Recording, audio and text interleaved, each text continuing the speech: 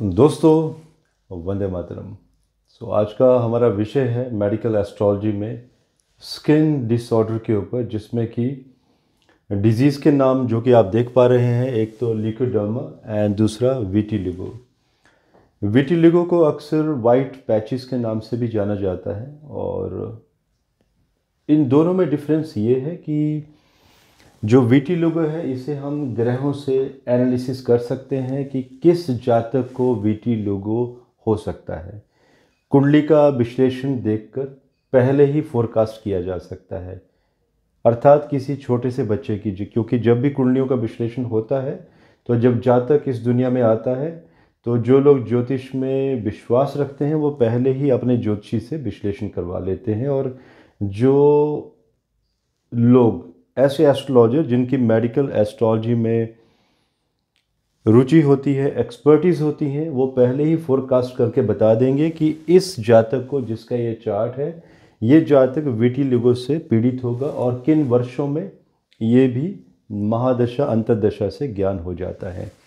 अब क्वेश्चन आता है कि विटिलिगो एंड लिकोडर्मा मिलते जुलते हैं डिसऑर्डर, बिकॉज स्किन पैचेस बनते हैं, और विटिलिगो में लिकोडर्मा में देखिए दोनों में डिफरेंस ये है कि ये एक्सटर्नल डिजीज़ है, ये इंटरनल है। इंटरनल मीन जिसका वात पित्त कफ के साथ एक गहरा कनेक्शन है, और अगर आपका बॉडी में, शरीर में अगर आपका पित्त हाई हो जाएगा, बाइल्स ज़्यादा बनेंगे, अगर आप गर्म चीज़ों का सेवन ज़्यादा करेंगे, ग्रीन एनर्जीज कम हो जाएंगी, आपकी पर्पल एनर्जीज कम हो जाएंगी बॉडी में, तो आपको ये रोग बनता है, और वो भी मर्करी अपने आप ही रिएक्ट करवाना शुरू कर देता है जातक को। तो ये इंटरनल रोग है, शरीर के अंदर से जो निकल कर बाहर आता है, जिसमें कि स्किन की जो प्रतिरोधक क्षमता है वो कम हो जाती है, और जिसमें कि हमारे मेलानाइटस सेल्स ये धीरे धीरे नष्ट होना शुरू हो जाते हैं, और जो एक पैच, छोटा सा वाइट पैच पहली बार बनता है जातक के शरीर में, वो होता ऐसे ही है कि छोटा सा ही पैच शुरू होता है, और बाद में धीरे धीरे वो पैचेस और बड़े होते चले जाते हैं, और एक ऐसा वक्त भी आ जाता है कि एक फ्रस्ट्रेशन, साइकोलॉजिकल डिसऑर्डर और एक हीन भावना आ जाती है जातक में, क्योंकि कोई भी इंसान जिसका एक कॉर्पोरेट से संबंध है, कोई जॉब करता है, व्यापार, बिजनेस मीटिंग, लोगों से मिलना, और अचानक इस तरह से अगर चेहरे और हाथों पे जब दाग आते हैं, तो इंसान जब खुद कहीं बैठता है तो वो इसको एक्सेप्ट नहीं कर पाता है जब शरीर में स्किन डिसऑर्डर्स बढ़नी शुरू हो जाती हैं। और रही बात लिकोडर्मा की, जैसे मैंने कहा है कि ये एक एक्सटर्नल डिजीज़ है, और ये डिज़ीज़ आजकल ज़्यादातर लोग इन रोगों को खुद बुलावा देते हैं। आपने अक्सर देखा होगा बॉलीवुड में ऐसे बहुत सारे केस आते हैं जिसमें कि ब्रेस्ट एनहेंसमेंट, लिप्स एनहेंसमेंट, बहुत कुछ हो रहा है आजकल, प्लास्टिक सर्जरी एट्सेट्रा, जिसमें बॉडी में कट मार्क लगना, ब्यूटी प्रोडक्ट ऐसे बहुत सारे होते हैं जिनका प्रयोग करना, जिसमें अल्कोहल बहुत ज़्यादा होता है, किसी की स्किन में वो सूट नहीं आती हैं चीज़ें, बेसिकली एलर्जी का शरीर में होना।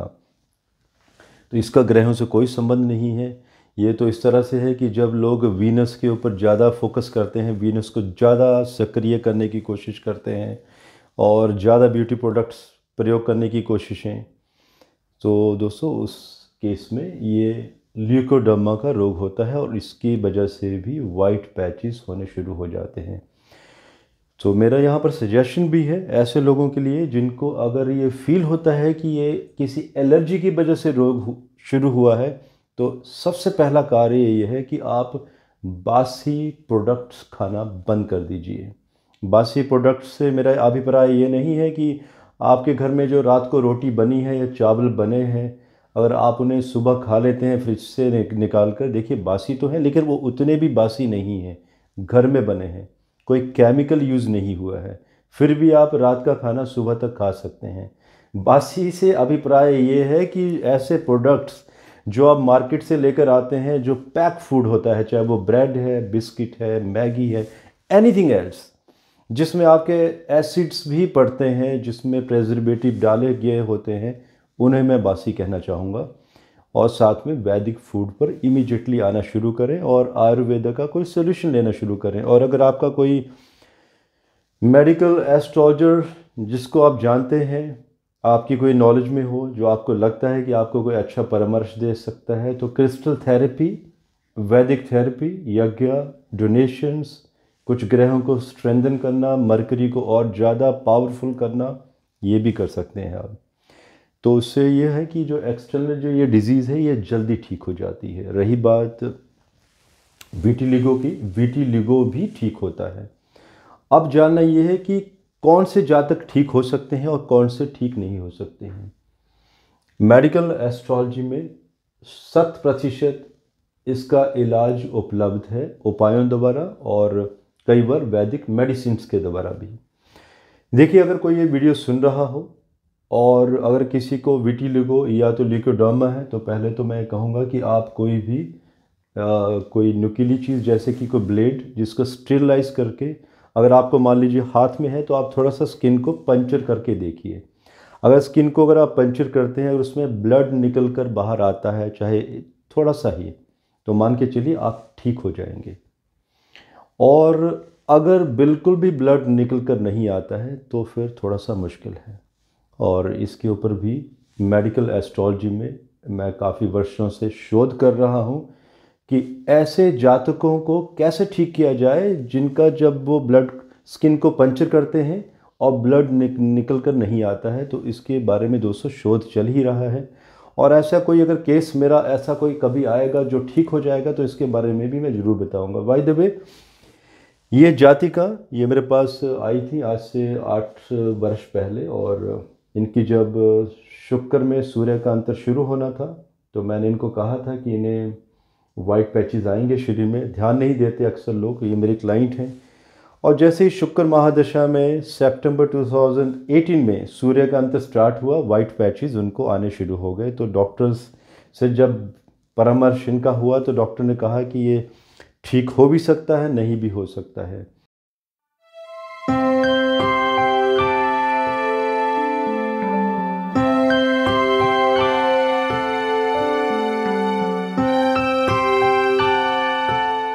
तो डॉक्टर्स ने इसे विटिलिगो का नाम दिया था, जो उनकी रिपोर्ट्स निकल कर आई थी। कुछ मैंने वैदिक सॉल्यूशन दिए उन्हें और वो विद इन 5 मंथ बिल्कुल ठीक हो गई। डेफिनेटली उन्होंने आयुर्वेदिक मेडिसिन्स भी ली थी बीच में। लेकिन देखिए क्या होता है कि जब आप ग्रहों का उपाय कर देते हैं तो उसके बाद अगर आप कोई मेडिसिन लेते भी हैं तो वो जो दवा है वो बहुत जल्दी कार्य करती है आपके शरीर पे।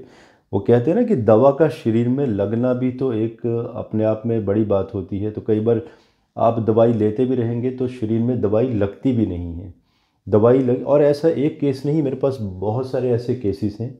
और जी हाँ, जो टफ़ सिचुएशन होती है मेरे पास वो लिकोडर्मा में होती है, वो बल्कि वो ऐसे केसेस जिसमें कि ये डिजीज़ लोगों ने खुद बुलावा दिया होता है, सेल्फ, अपनी गलतियों की वजह से। क्योंकि ऐसे लोग अक्सर परहेज भी नहीं कर पाते हैं, बिकॉज़ कहीं ना कहीं ऐसे जातकों का मैंने अक्सर संबंध देखा है शो बिजनेस या बिजनेस, ऐसी इंडस्ट्री जिसमें कि वीनस ज़्यादा सक्रिय होता है, जैसे कि बॉलीवुड, टॉलीवुड या मॉडलिंग। देखिए सब वीनस से संबंधित इंडस्ट्रीज़ हैं। क्योंकि ऐसे लोगों को ये लगता है कि वो जल्दी से जल्दी ठीक होना चाहते हैं, बिकॉज़ एक प्रेशर भी रहता है, आपके पास मूवीज़ पाइपलाइन में है, प्रोजेक्ट्स हैं, आप जल्दी ठीक होना चाहते हैं। आपके जो वाइट पैचेस हैं आपको परेशान कर रहे हैं, उनको ढकने के लिए फिर से आप ब्यूटी प्रोडक्ट यूज़ करते हो, उनको लीपा पोती करते हो। अब ये जो जातिका है, जो ज्योतिष के स्टूडेंट्स, उनके लिए कि मैंने किस तरह से प्रेडिक्ट किया था कि ऐसा होगा। अभी ये बिल्कुल ठीक है, स्वस्थ है, इन्हें स्किन में कोई भी डिसऑर्डर नहीं है।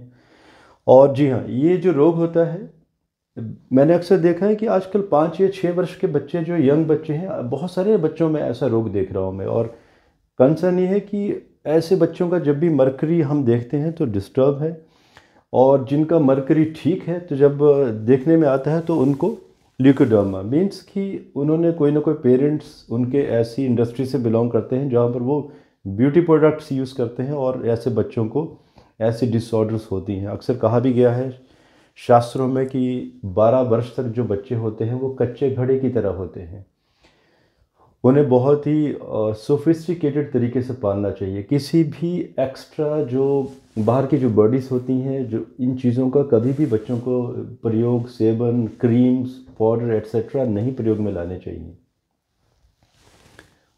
इस कुंडली में डेट ऑफ बर्थ आपको दी गई है, बिकॉज जिस जातिका का ये चार्ट है वो फैशन डिज़ाइनर है, उन्होंने परमिशन दी थी कि मेरी उनकी कुंडली लगा दी जाए फॉर द स्टडी पर्पस।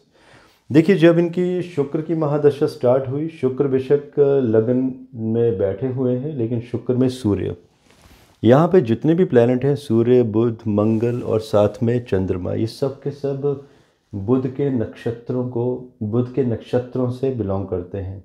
ज्योतिष के स्टूडेंट्स के लिए मेरी सजेशन है कि आप ये कुंडली आप अपने सॉफ्टवेयर में लगा के देखेंगे तो आपको काफ़ी डिटेल में मालूम चलेगा कि मरकरी यहाँ पर हाईली अफ्लिक्टेड है। मरकरी का एक गुण है, अगर वो बेनिफिक प्लैनेट्स के साथ चला जाएगा तो वो बेनिफिक बन जाएगा, अगर वो मेलफिक के साथ चला जाएगा तो वो मेलफिक ही प्रभाव देगा। तो मरकरी यहाँ पर एक तो कंबस्ट हो गए हैं और सूर्य से बहुत नज़दीक हैं, और देखिए मरकरी यहाँ पर सूर्य और मंगल के साथ चले गए हैं।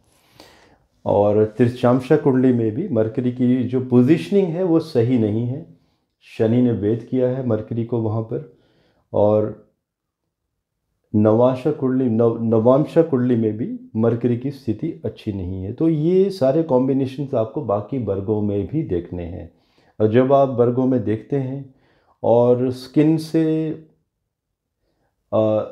देखी जाती है लगन कुंडली से और मरकरी से, तो कभी भी जब आप स्किन किसी के जातक के कुंडली में स्किन के बारे में विचार करने जाएं तो सबसे पहले आपको मरकरी का ही विचार आता है आपके सामने। सो दोस्तों, कभी ऐसे अगर आप चाहते हैं कि और केसेस अगर आप इनके ऊपर एनालिसिस चाहते हैं, आप मुझे ज़रूर बताइएगा, मैं ज़रूर दूंगा आप लोगों को। और जैसे कि मैंने मेरे पुराने केस स्टडीज़ में भी जो मैंने दिए हैं आप लोगों को बोर्ड में इस तरह से एक्सप्लेन किए हैं। कई लोगों ने कहा है कि मैं एक बुक क्यों नहीं लिख देता हूँ। अक्सर मैंने कहा है कि मेरे पास इतना समय नहीं होता है, लेकिन जी हाँ, अगर कोई आप ज्योतिष के स्टूडेंट हैं, अगर कोई आप में से कोई बुक लिखना चाहता है तो मैं ये बोल के भी दे रहा हूँ, मेरी परमिशन है कि आप ये कुंडली यूज़ कर सकते हैं अपनी बुक के लिए। सो दोस्तों, मुझे इजाज़त दीजिए। धन्यवाद। भारत माता की जय।